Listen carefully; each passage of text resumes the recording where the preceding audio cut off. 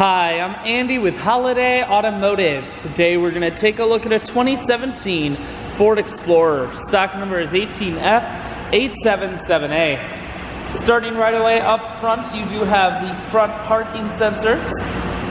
A look down the passenger side. You have alloy wheels. Those are wrapped with hand-cooked tires. Inside, leather interior. Seats are very clean all the way throughout. Second row bucket and third row bench seating, and your second row seats are heated seats. Up top you have a panoramic sunroof. One more look down the passenger side, then swinging around to the back end. You have dual point exhaust, rear backup sensors, and a camera.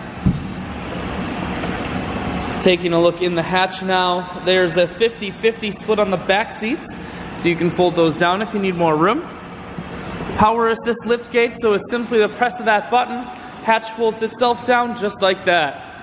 Holiday Automotive is located on the corners of highways 41 and 23 in Fond du Lac. We're Wisconsin's largest used car dealer, so it's certainly worth the trip. Cruise, audio and Bluetooth controls, full touchscreen that includes your stereo, dual climate control as well as dual heated and cooled seats, and your automatic transmission is here.